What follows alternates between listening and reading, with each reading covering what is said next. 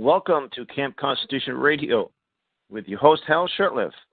This show is heard on WBCQ The Planet every Monday night at 7:30 p.m. Eastern Standard Time. And it's brought to you by Camp Constitution, which, among other things, runs a week and a day-long family camp. And this year's camp is coming right up, just a week away, July 2nd to the 9th. And you can go on our website and you can see what the great things we do at our camp. YouTube channel that has some of our classes from previous years. And we have a great list, a lineup of instructors this year. I would say we have a great lineup every year, but this year we have Professor Willie Soon, one of the top climate realists in the world, Larry Pratt of Gun Owners of America. We have John McManus of the John Birch Society, and our guest, Alex Newman, that's just on the line here. Alex, how you doing? I'm doing great. Thanks, Hal. How are you? Well, I got to say some good stuff about Alex Newman. Alex is a writer for the New American and WorldNet Daily. He is the co-author of Crimes of the Educators. There was another book you published, too, on it was things dealing with the New World Order. I can't remember the name of that. Yeah, World Federalism 101. I did that with Rick Biondi, and it's not so much a book that we wrote, although I wrote the introduction to it, and but what it really is just a compilation of quotes and facts. A lot of it just directly word for word from the congressional record, showing people that this agenda for a world government, for a world federalist system of government, was really completely out in the open. If you go back to the 50s and even into the 60s a little bit, you had legislation promoting this. You had top politicians openly promoting these ideas. And Richard Nixon was one of them. Ronald Reagan. That's right. The World Federalist I think he was a vice president with Alan Cranston. Then there was about 7 or 8 resolutions, or I should say Article 5 convention applications, calling for a convention to change the Constitution so we could participate in a world government. And what was that book that came out in the early 60s? It was a very popular mass-produced paperback. Oh, my goodness. Was it by Clarence Strait?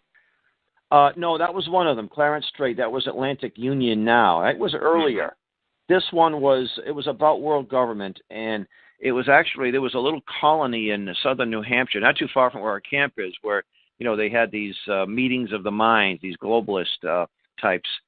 Oh, my goodness. It was a very, it didn't sell as many as None Dare Call It Treason, but it was just about that time when it came out. So the stuff was so open. And then when you articulate that message in the last 20 or 30 years, it's a conspiracy theory. It's a conspiracy theory. You show the evidence. Here it is, right here. Here's David Rockefeller's book, Memoirs. He's admitting that he used the term cabal or something to that effect. And he used the term conspiring. He used the word conspiring. They accuse us of being conspiracy theorists. There's no theory here. I mean, we have documented firsthand confessions that these guys were conspiring for a one-world system. They told us so. I guess they just figured nobody will ever read the dumb books. So nobody will read it, or those that do, what are they going to do about it? And, where were the hearings? Where was the Attorney General of the United States going in and say, "Hey, Dave, you just confessed to high treason. I'm sorry, but we're going to have to arrest you, and we're going to have to put you in Gitmo. Sorry, I know you're, he's deceased now." He wrote the book in, 03, 04, somewhere around there?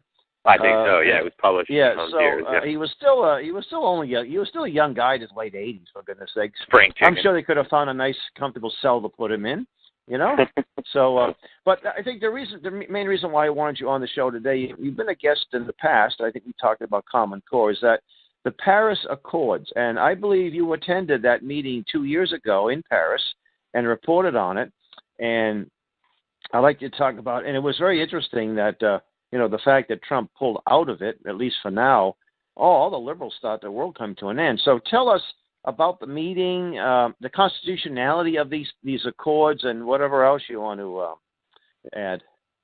Sure. Well, thank you for having me, Hal. I was indeed at the meeting, and I had the privilege of seeing how the infamous sausage was made, right? And you know what they say about that, once you see it being made, you'll never eat it, right? So I saw how this no one wants to eat it, fraudulent thing came about.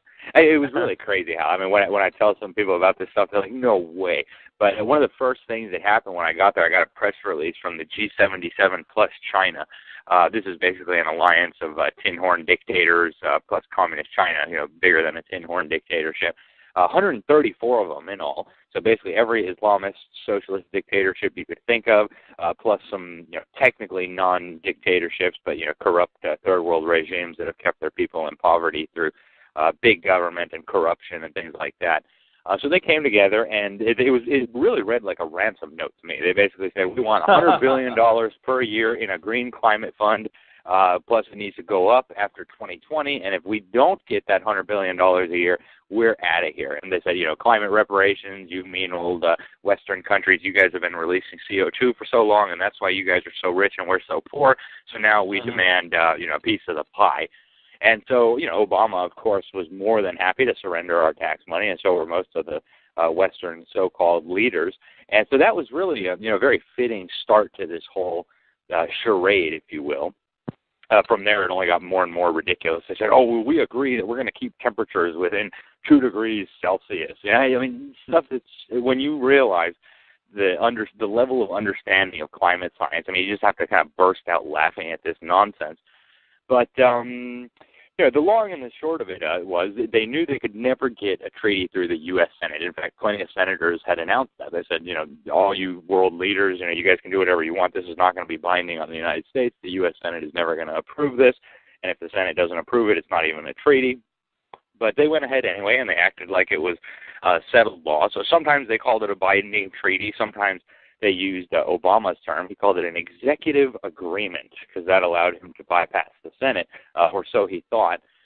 And, you know, basically he built the entire foundation of their global warming regime on quicksand, which, you know, from a globalist perspective was a rather dumb thing to do because now, you know, Trump has simply withdrawn from it, and that's the end of the story.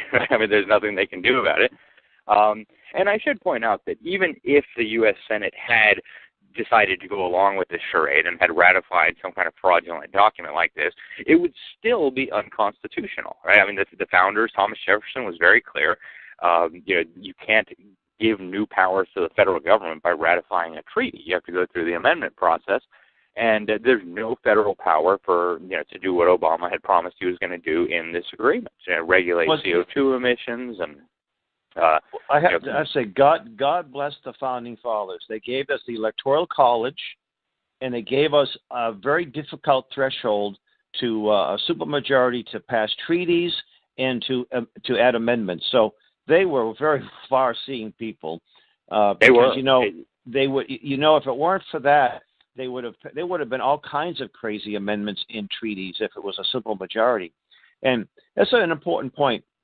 I think since the 1920s, there was this notion that a treaty, regardless of what that treaty says, it automatically supersedes the Constitution. So if you make a treaty with a country that includes disarming the citizens of both countries, well, that's the highest law of the land. Well, no, you have to look at Article 6 of the Constitution. It says that they have to be made in pursuance thereof of the Constitution. And exactly. I believe it was the purpose of a treaty is something that you deal with nation to nation. Trade, agreements with trade, immigration, visitations, commerce. But climate change, first off, well, climate changes all the time, but there's no man-made global warming, so it's based on a false premise.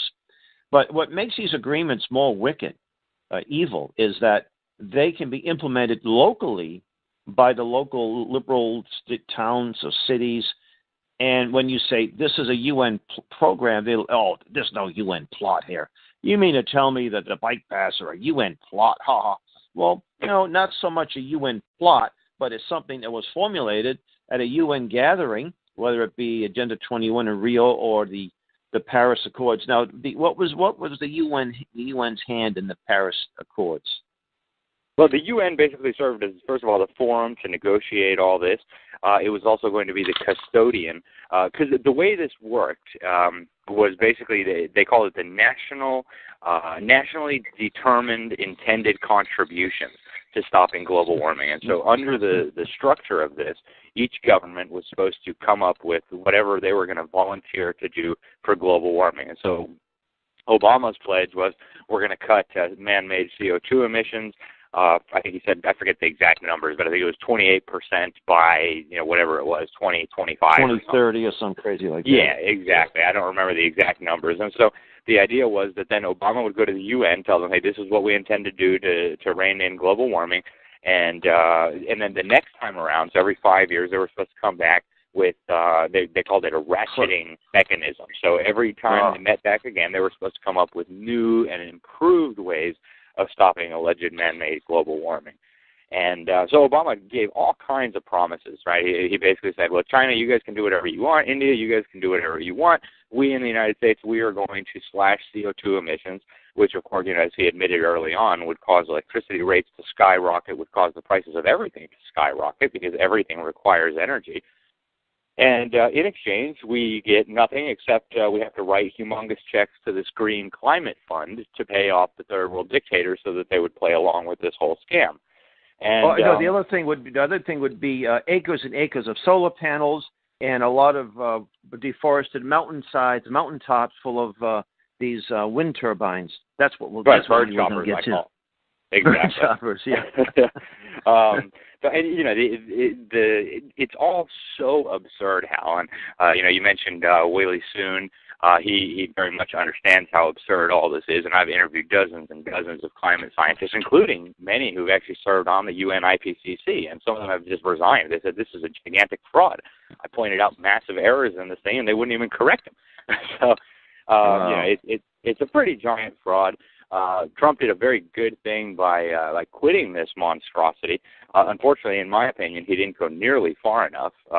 Instead of calling their bluff and saying, "Hey, this whole thing is a hoax. We're not going to play along," he said, "Well, we're open to negotiating." To renegotiate, down the road. Right, if we can get a fair one. And he should have come out and said, "Hey, this whole thing is a giant hoax. I've talked to a bunch of my scientists. They all told me this thing is a hoax. We're not going to play along with this fraud." But, to his credit, he got us out. He gave a nod to American sovereignty. He said, we're reclaiming our sovereignty. We're not going to let the UN tell us how much energy we can use and things like that. And so he made a really good move. And he promised to do that on the campaign. So, he was fulfilling his campaign promise. But, we got to give credit where credit is due. And I think one of the first things he did as executive order was to lift the restrictions on the coal industry. And, I think he got like 85% of the West Virginia has always been a solid Democrat state, too. The Democrats are supposed to be, these big, great union people, and most of the coal miners, if not all, are unionized. So you think it's a slam dunk. And then Hillary Clinton says, we're going to shut those sons of guns down. They'll all be unemployed. Hey, guys, maybe we ought to reconsider who the heck we're going to vote for here, And sure enough, he lifted the restrictions, which, by the way, were unconstitutional to begin with. The EPA shouldn't exist. I could see a statewide entity, that may have some legitimacy under a state constitution, but for the federal government to simply, the EPA simply and it's interesting too. The left is blaming the Republicans. All they want to do is they want to see dirty water, and they want to see dirty air, and they want to see all dead trees. It was Richard Nixon that gave us the EPA. And William Ruckelhaus was the one that first led the thing, and so it was a Republican thing from the beginning. And the environmental created by executive order, mind you. Exactly, yeah. These big these wealthy, rich Republicans. Oh, you mean like the Rockefellers? They're the ones that funded the environmental movement from day one, for goodness sake. Yep, and there's a very good report out now documenting all that from the Energy and Environment Legal Institute. Incredibly good. I encourage everybody to take a look at that, because it really gives you an understanding of how the Rockefellers have driven this every step of the way. I would say from the 50s is when I think they started this move. Maybe even before that. They were at the global cooling before the global warming. Well, that was I remember I was in junior high in the early 70s, mid 70s, early 70s. And I remember, we're going to have another ice age because we had some cold weather. What's fascinating, I was visiting the Noah Webster House in West Hartford, Connecticut. I took one of my girls there on a homeschool field trip. This may have been over 10 years ago. and I picked up a biography. Oh, I picked up a book that he did. It was published in 1810, and it was something called like the supposed change of temperature in winter.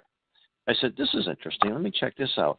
Well, he had written a number of things and gave speeches. I didn't have PowerPoint in those days, I guess, from the late 1790s, and they decided to publish it in its public domain. And he pointed out that guys like Thomas Jefferson, they were looking at birds, certain species of animals, especially birds, that were coming further north, and they thought that because the result of that was warmer winters. Now, they weren't worried about the world coming to an end. They thought it was a good thing that the winters were getting warmer and it would be nicer. So he went into a lot of detail, and he refuted it. And what he did was he went to the Old Testament and for weather patterns, and then he looked at the diaries of farmers. In those days, farmers did say, "Oh, I fell in love today," and this they would put down temperatures, or when something froze over, or the first crocus that bloomed, or when the crop was harvested, things like that. So he looked at all these over the course of many years, and he concluded that there were mild winters and there were severe winters. The Pilgrims in 1620. Thank God they had a mild winter that first winter, but then they had some severe winters. So it was just a cyclical thing. It has nothing to do with man's influence in the environment. So at 1810, we go back that far to point out that there wasn't any, that they've been talking about this for years. That's amazing. See, I'd never heard any of that history, so I appreciate you letting us know. Yeah, we actually, Camp Constitution actually reprinted that. And I can get you I'll see you in a couple of weeks because you're going to be at camp, and I'll get you a copy of it. Yeah, I'm very much looking forward to it. So. Yeah. Well, what do you think from here? What do you think the next plan of action would be from the left or from the internationalists now that Trump's pulled out? What's the game plan? I think that's a very good question. I think the global warming scam has really imploded. I mean, if you look at the polls, most of the American people do not even believe the theory, much less these ridiculous policy solutions that they're advocating to solve this alleged problem. And the polls have been pretty consistent. I've been looking at the Pew polls. In 2014, they had a very interesting one. The Pew Research put one out, and I think they had an interesting methodology because first they asked people, do you think the Earth is warming, yes or no? And so that immediately created two categories. The yes, we believe it's warming, and the no, we don't believe it's warming. So the no, we don't believe it's warming, those are a total loss for the global warmists, right? They don't even believe in the warming, much less the man-made part. Then they broke down the second category, the ones who, yes, we believe it's warming, into two categories. Man is primarily responsible for this, or man is not primarily responsible for this. So when you add in those questions, you ended up with 60% of Americans did not even believe that man's emissions of CO2 were causing warming. So that's an incredibly high number. I mean, that's 60% of the people. They stopped phrasing their question that way. I looked at the most recent one that they put out late last year, and even when they got rid of the good line of questioning, and I think that's how they should have done it, even still, they could not get a majority of people to agree with the man-made global warming theory. They were a little bit closer, but they were still under 50% who believed in the global warming theory. So if you would ask the question honestly, and then you would add another question on top, do you think we should destroy our economy, give up our freedom, and surrender sovereignty to the United Nations to solve this alleged problem? I mean, you're talking about the fringe of the fringe of the fringe here that actually supports this kind of stuff. And you would never know it from reading the New York Times and the Washington Compost. Oh, no, or big city mayors and liberal governors in both parties, too.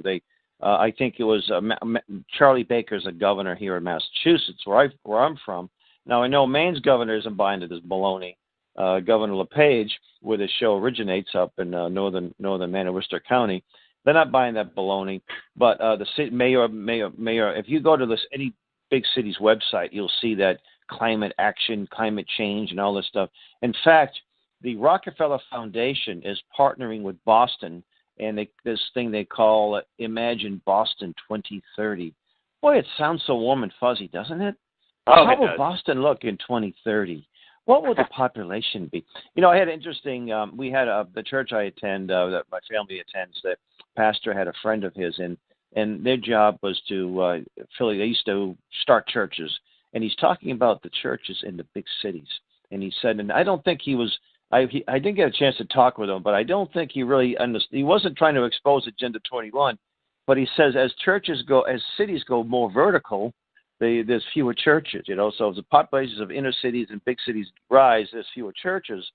And he's pointing out to the fact that this Agenda 21 is encouraging, growth, smart growth. And so here's a little lot of land that at one point was zoned for maybe a 2 or 3 story building. Now there's a 15 or 20 story building. You're seeing that in Boston and other big cities or middle-sized cities. And there's no place for a little storefront church anymore. There isn't any property. You can't afford it. So I wonder if these schemers said, yeah, that's another thing we're going to do here. We're going to get rid of these churches. It's very clear that they're incredibly hostile to religion, particularly the Christian religion.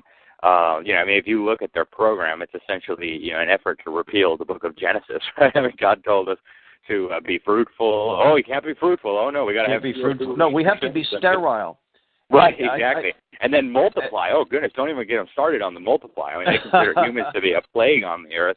Last thing they want is for us to multiply. And so they're running, population control programs all over the world. You have Henry Kissinger with his national security memorandum that we need to reduce the population across the third world. You have them promoting abortions. You have them doing forced abortions. And that goes back to the 70s, doesn't it? Yeah, it goes back even before. You can trace it all back to the quack Malthus, who Thomas Malthus, right? Yes, right, yeah. The UK, who thought the population was going to explode and we were all going to starve. Now he's been proven wrong many, many times over. Of course. What's fascinating is that these Agenda 21 policies, climate change policies, hurt the poor in the inner cities more than anywhere else. And it's really difficult to get that message across.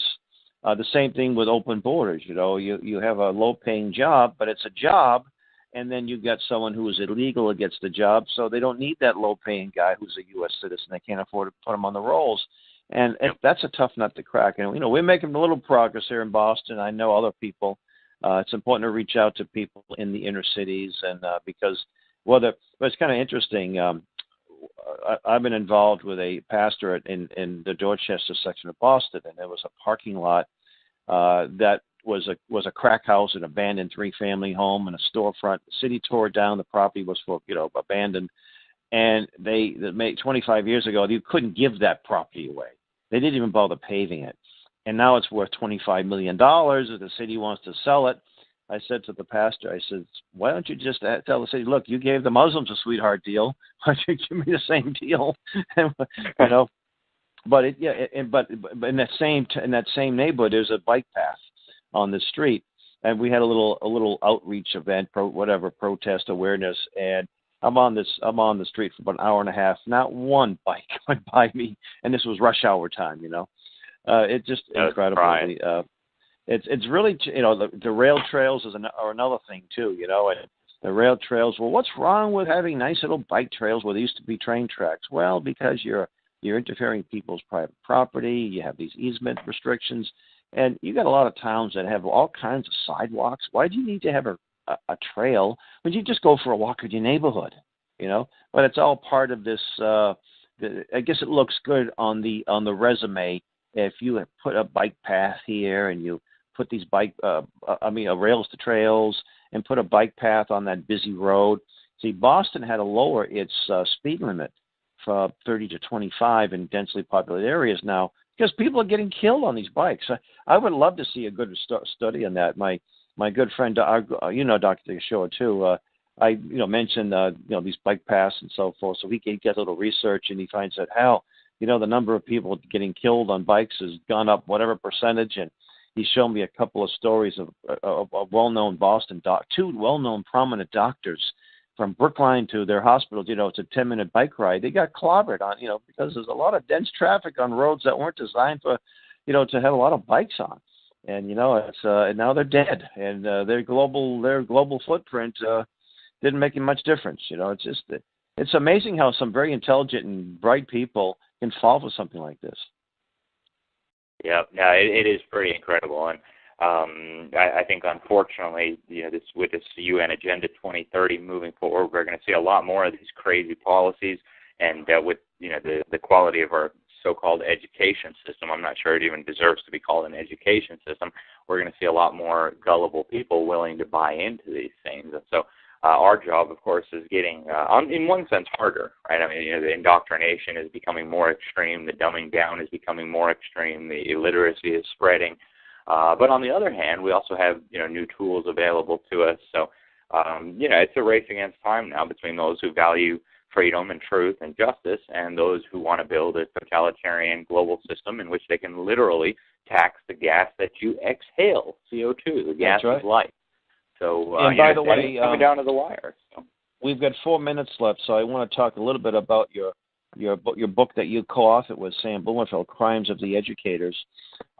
Phenomenal book. It was, 2 years ago, 3 years ago it came out? Yes, it was in 2015, if I'm not mistaken, April 2015. So 2 years ago it came out. And in that book, you, of course, Common Core. I think one of the best chapters is the chapter that I think Sam wrote, the chapter on the creation of a black underclass due to the miseducation, no education, the poor quality of the schools, the look-say method of reading.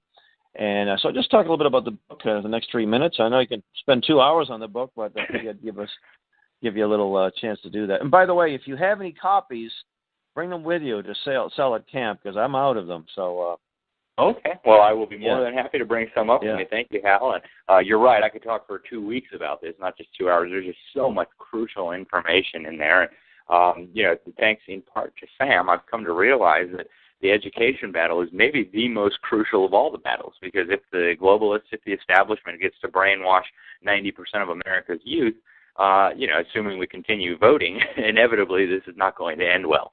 And so, it's critical that we stay involved in this battle. But the long and the short of it is, and I think the book proves this beyond a reasonable doubt. I mean, there's so many primary source documents referenced in the article, just UNESCO documents from John Dewey, the founder of the modern education system.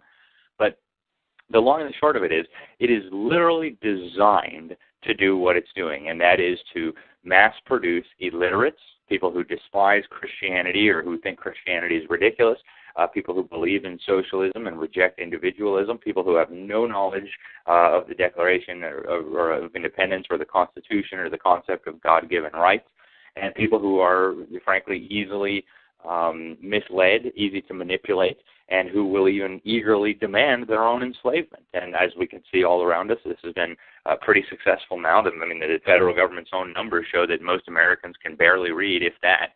And so we have a crisis of monumental proportions here. We absolutely need God's help to deal with this, but we all have a role as well, and that includes protecting our own children, protecting children in our lives. If we're grandparents or uncles or aunts or whatever it is, you have to protect the children that you care about first. And then after, we need to figure out what to do about the rest of these poor kids who are being indoctrinated and dumbed down systematically in this scam of a system called the public school system. And if we fail on this, we are literally going to lose our freedoms. We're going to lose our constitutional republic. And it's going to be a very, very nasty future ahead if we don't deal with this problem. And one of the things, one of the great ways to help with that is our little Humboldt Blumenfeld archives, which we've put up the last couple of years. And with Sam's alpha phonics and his lessons, you can actually teach people how to read. And we're getting about 250,000 views. I know you're using it. A month, which I was so surprised to see that, and we've got about 30,000 downloads of some of the books, especially the Alpha Phonics workbook, and a lot of the presentations he did talking about this problem. He talked about Common Core 30 years before it was officially launched. Mm-hmm. So okay, we got we're running out of time. Well, hey Alex, thank you so much for being a guest on our show. Looking forward to seeing you in a few weeks. And folks, this show's been brought to you by Camp Constitution. Thank you for listening. And until next week, God bless. Thanks so much, Tom.